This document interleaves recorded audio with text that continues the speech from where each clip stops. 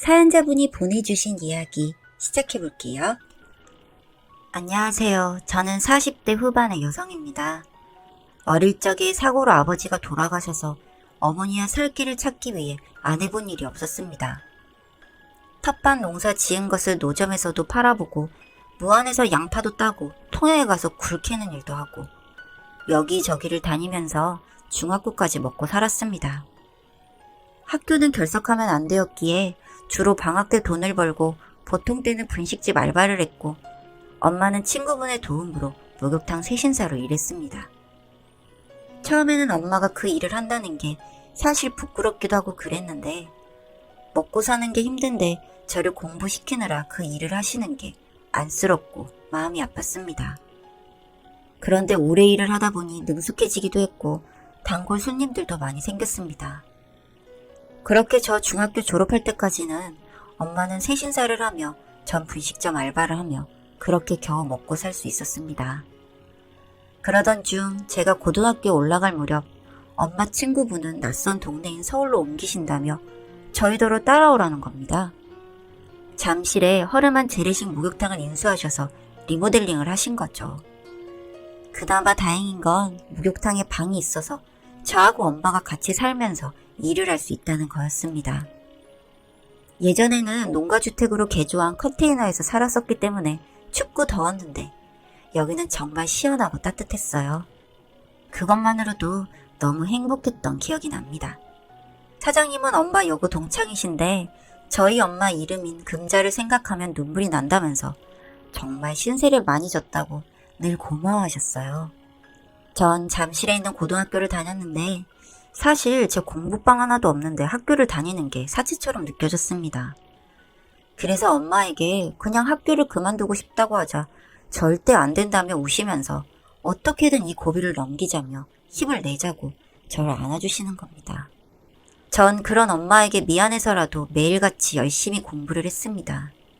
당시만 해도 잠실이 막 개발돼서 아파트 단지가 들어섰기에 단골은 하나둘씩 늘어가기 시작했습니다.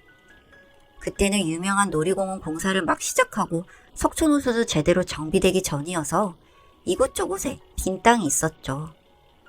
그때 단골로 마사지 받으시고 지압 받으시던 사모님이 같이 오신 분하고 수다 떨면서 하던 얘기를 저희 엄마가 잘 외워서 수첩에 적어 놓으셨더라고요.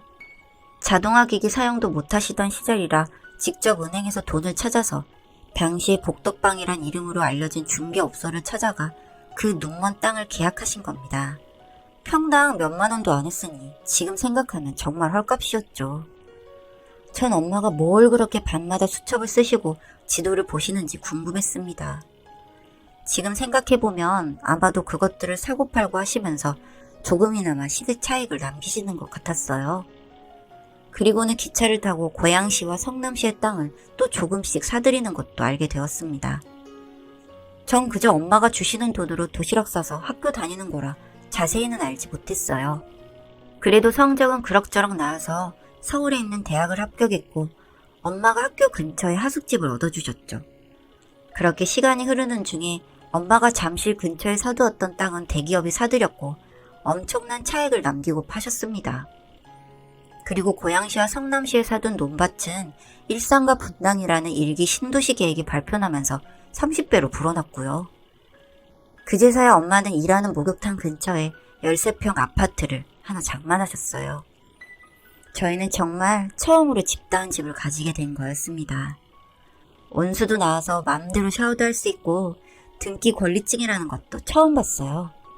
정말 인생사 세옹지마라고 그렇게 징글징글하게 가난했던 시절을 조금씩 벗어나는 게 기적처럼 느껴졌죠. 전 엄마가 나이도 있으시고 이제 세신사를 그만두실 때도 되지 않았냐고 물었더니 숨 붙어있는 날까지는 하겠다고 놔두라고 하시길래 더 말은 못했습니다. 그동안 절 위해 한 세월을 세신사로 보내셨으니 제가 강하게 그만두라고 말씀드리기 힘들었어요. 이미 그 일은 엄마의 돈벌이 수단이기도 했지만 친구들을 만나는 일이기도 했으니까요. 그러는 중에 저희 모녀에게 청천벽력 같은 일이 생기고야 말았습니다. 엄마가 힘들게 일만 하셨던 엄마가 유방암 판정을 받으신 거였어요. 그래서 당연히 일은 못하게 되셨고 그동안 벌어놓은 돈으로 요양을 하게 되셨습니다. 그나마 다행인 게 보험을 알뜰하게 들어놓으신 덕에 진단금만 3억이 나왔습니다. 다행히 초기라서 큰 문제는 없었고요. 수술 후 방사선 치료만 받으면 된다고 했어요. 정말 많이 놀랐지만 저와 엄마는 그렇게 또 한 고비를 넘겼습니다. 그리고 저도 대학을 졸업하고 취직을 한 터라 이제는 더 큰 집으로 이사를 할 수 있었습니다. 28평 신축 아파트에 입주를 해서 방 하나는 최고급 침대를 넣어 엄마가 쉴 수 있게 해드렸고, 그렇게 저희 두 모녀는 서로에게 의지한 채 하루하루 살아나갔습니다. 병원에서 태어나시면서 엄마는 이제는 저에게 모든 걸 넘겨주시겠다고 하며 수첩 여러 권과 두꺼운 노트 한 권, 통장과 도장을 제게 주셨습니다. 전 이게 뭔가 싶어서 처음부터 끝까지 읽어봤습니다. 수첩에는 부동산 개발 계획이 있는 매물 주소와 현재 금액이 적혀 있었고요. 두꺼운 노트에는 지금까지 수첩에 적혀있는 땅을 사서 얼마나 올랐고 앞으로도 예상 가격이 어느 정도 되는지 예측한 통계들이 나와 있었습니다. 거기엔 작은 10층짜리 건물도 있었어요. 그때만 해도 임대사업에 대한 규제도 없었고 세금도 없어서 투자하는 사람이 열심히만 하면 부자가 되는 건 순식간이었을 때였거든요. 놀라서 입을 다물지 못하고 있는 저에게 엄마는 그러시더군요. 이 돈의 반을 강남에 투자해라. 그러면 네 자식 아니라 손주까지도 먹고 살 수 있단다. 전 엄마 말씀대로 강남구 대치동에 아파트 2채를 사고 역세권에 있는 5층짜리 건물을 한 채 샀습니다. 남은 현금은 10억 정도 되었지만 모두 은행에 적금으로 들어있었어요. 그때만 해도 금리가 15%가 넘었기 때문에 고수익을 올릴 수 있었습니다. 전 엄마가 매일같이 종일 세신사 일을 해서 돈을 벌고 그걸 아껴서 이렇게 재산 증식을 해놓았다는 사실이 너무나 애처롭고 안타까웠습니다. 자식도 저 하나인데 어쩜 효도라는 것도 못해보고 떠나실까봐 눈물로 밤을 지새우기도 했었죠.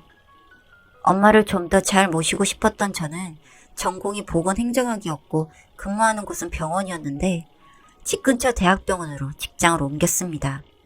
새로 지은 병원이라 건물 외관도 좋았고 시설도 고급스러웠습니다.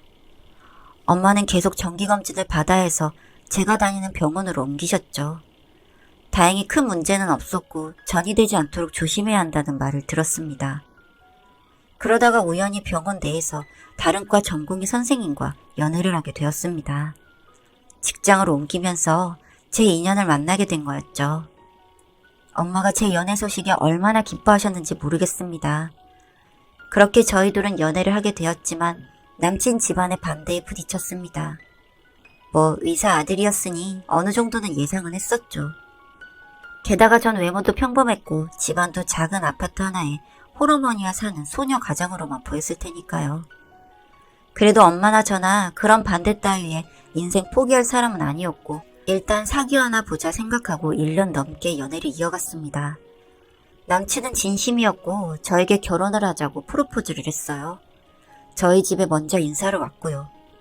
작은 집이었지만 잘 꾸며놨고 엄마는 정말 맛있게 식사 준비를 해두시고는 남친을 기다렸습니다. 그 음식을 먹어본 남친은 굉장히 놀라워했고요. 그렇게 식사를 하던 중 엄마가 딱 한마디 하시더라고요. 내 딸하고 예쁘게 잘 사귀어서 보기 좋네. 만약 자네가 결혼한다면 집하고 차, 병원 건물은 우리 쪽에서 준비하겠네. 전 깜짝 놀랐습니다. 엄마가 그런 말씀을 하실 줄은요. 실은 얼마 전에 그쪽 어머님을 몰래 만났는데 그쪽 어머님이 이 결혼은 절대 안 된다며 못 박으셨거든요. 전 펑펑 울면서 집에 와서 밤새 흐느끼면서 잤고요. 아마도 엄마가 그런 제 마음을 이해하신 것 같았습니다. 남친은 괜찮다며 그러시지 않아도 된다고 했지만 식은 나중에 올려도 되니 아파트 입주 먼저 하라면서 엄마는 다음 주에 들어가라며 아파트 키를 남친에게 주셨습니다.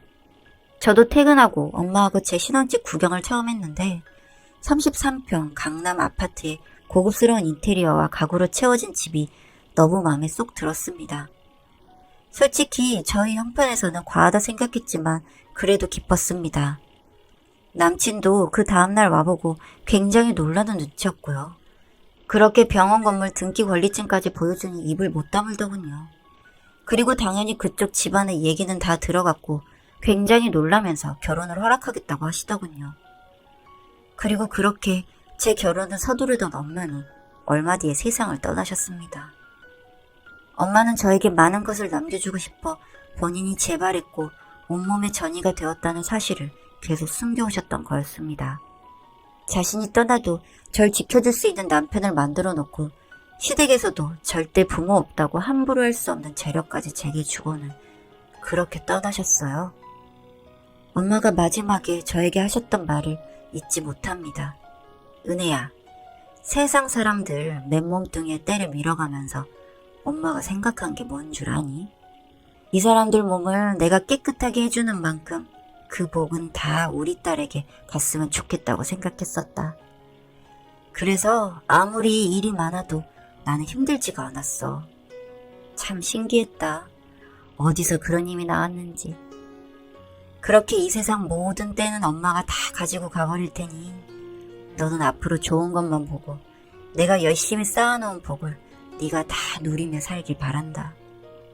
조금 더 너와 있을 수 있다면 좋았겠지만 또 이렇게 먼저 가서 너를 기다리고 있는 것도 엄마는 좋구나. 엄마가 저 위에 가서도 일을 할 수 있다면 열심히 하고 있을게. 나중에 네가 오게 될 그날 내가 또 그 길을 잘 닦아놓으면 우리 딸 편히 올 수 있겠지. 너무 슬퍼 말아라 은혜야.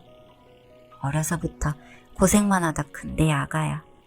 정말 엄마의 말처럼 그 복이 다 제게 온 건지 저는 엄마를 보내고도 이렇게 잘 살고 있습니다. 아이도 많이 고생하지 않고 낳았고요. 남편도 여전히 저에게 잘해줍니다. 이렇게 제 인생이 곱고 평탄하게 하루하루 지나갈 때마다 저는 엄마를 생각합니다. 절 위해 모든 걸 다 바친 우리 엄마를 말이죠.